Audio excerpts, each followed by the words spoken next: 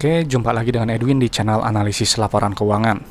Untuk kali ini saya bahas Cisarua Mountain Dairy ya, Cimory CMR ya 2025 Q4. Kalau teman-teman ada analisis yang lebih lengkap, lebih akurat, langsung aja tulis di kolom komentar. Oke, untuk CMR ya Cimory ya, perusahaan ini kita lihat untuk riwayat bagian dividennya dulu. Ini adalah perusahaan yang baik karena dia 3 tahun ke belakang bagi dividen ya, dan nih yang terbaru dia juga udah bagi interim ya, jadi ada kemungkinan besar dia akan bagi dividen nanti jadi setahun 2 kali gitu.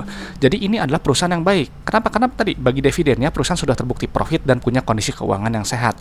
Jadi yang seperti ini layak untuk dilihat lebih lanjut ya. Oke, sekarang kita cek dulu untuk kas tarakasnya. Ya, kita turun dulu bentar. Satuannya juta, kita langsung pilih kas tarakasnya yang ini nilainya. Zoom dulu. Nah, kita harus melihat kas tarakas setiap kuartalnya karena kas tarakas ini adalah jumlah uang yang ada di dalam dompet perusahaan. Jadi si uang kas ini punya fungsi untuk bayar operasional, ekspansi, dan juga untuk bayar pinjaman ke bank. Jadi nilainya nggak boleh terlalu sedikit. Dan posisi untuk kas tarakasnya di sini terlihat turun sekitar 332 miliar, ya turun sekitar 25%. Nanti detailnya kita cek di laporan arus kasnya. Berikutnya kita ke saldo labanya dulu, ya yang ini nilainya. Ini juga harus dilihat ya, kenapa? Karena saldo laba ini adalah total akumulasi keuntungan yang telah dihasilkan perusahaan dari semenjak perusahaan pertama kali berdiri sampai sekarang 2025 Q4 ya. Jadi Cimory CMR ini sampai 2025 Q4 ini telah menghasilkan total profit itu sebesar 2,9 triliun di luar dividen yang telah dibagikan. Ya, jadi ini adalah perusahaan yang baik ya. Saldo laba yang positif, bisa bagi dividen juga. Berikutnya ke ekuitas milik yang ini nilainya.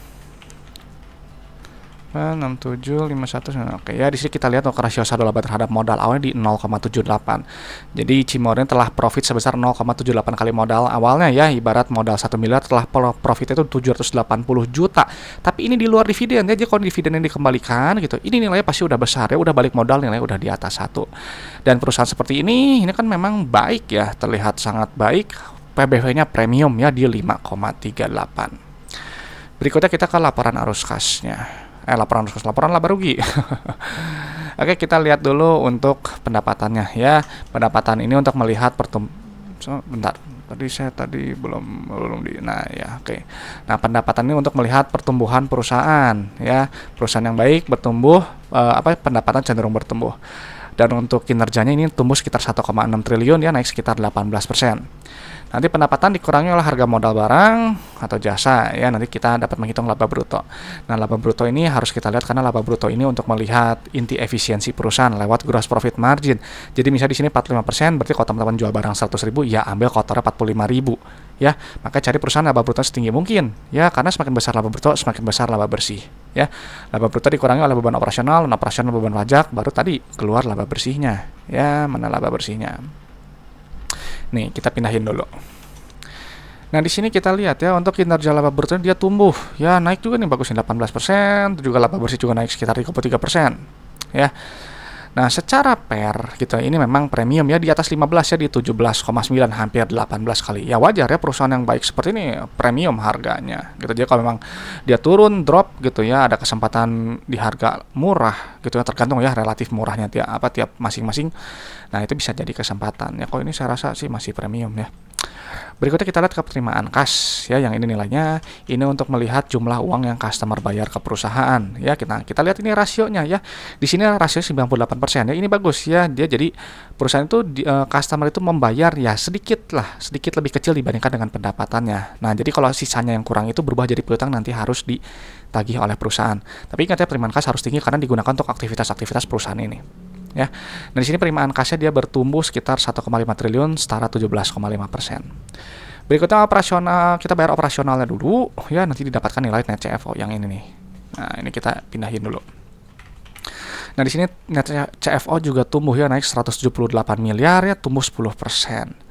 Ini bagus ya, artinya wajib positif ya net CFO itu, karena kalau dia positif artinya bisnisnya itu menghasilkan uang tunai ya.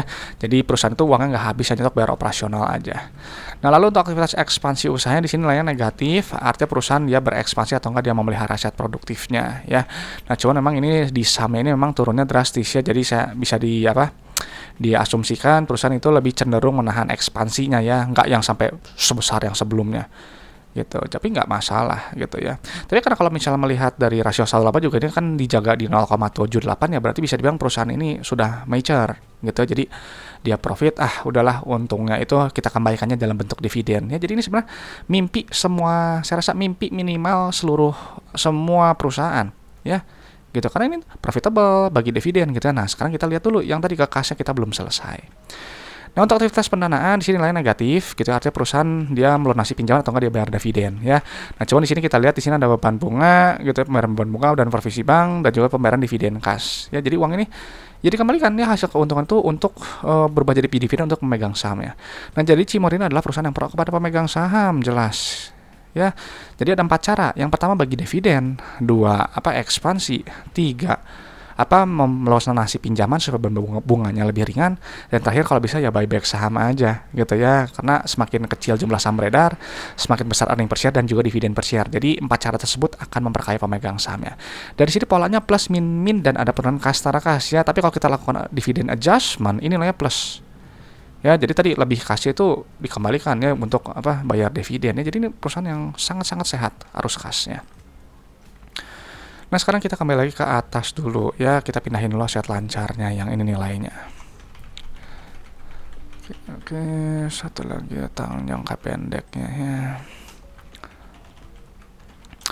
Nah, di sini kita lihat ya, untuk rasio lancar kuatnya di 2,23, rasio kasnya di 0,5, dan untuk short term debt-nya di sini nggak ada utang bank ya. Gitu ya. Jadi ini perusahaan yang bebas utang. Nggak ada masalah likuiditas ya. Jadi perusahaan ini saya rasa untuk jangka pendek pun rendah resiko ya. Nah, lalu untuk jangka panjang kita jumlahkan di sini juga sama ya, daerah juga rendah di 0,29 dan juga dia bebas utang jangka panjang ya. Total debt-nya 0. Ya, long term debt to equity juga 0. Ya, jadi ini sangat-sangat rendah resiko ya, tinggal masalah harga aja ya yang premium gitu. Nah, jadi si Cimor ini CMR-nya setelah dipindahkan data-data keuangannya, perusahaannya adalah perusahaan yang jelas-jelas sangat baik ya, berkinerja baik karena dia bagi dividen ya, dan mungkin mulai tahun 2025 akan setahun 2 kali bagi dividen ya, ada nilai tambah untuk pemegang sahamnya. Lalu saldo laba positif setelah profit sebesar 0,78 kali modal awalnya di luar dividen ya, ingat gitu, di luar dividen. Nah, lalu tapi ya PBV wajar ya, premium di 5,38, PER juga premium di 17,9 ya, dan cash flow sangat sehat. Ya, perusahaan ini bebas hutang gitu ya, dan secara likuiditas dan solvensi juga sangat rendah resiko.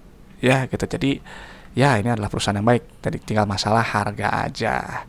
Oke, teman-teman, itu aja pendapat saya untuk Cimori ya, dan kalau teman-teman ada request saham gitu, ada pertanyaan seputar investasi saham, boleh sampaikan di kolom komentar ya, supaya nanti saya bahas gitu. Oke, teman-teman, terima kasih banyak sudah menyimak. Semoga sharing dari saya ini bisa bermanfaat untuk teman-teman dan juga bisa memperkaya pandangan teman-teman dalam menilai suatu perusahaan.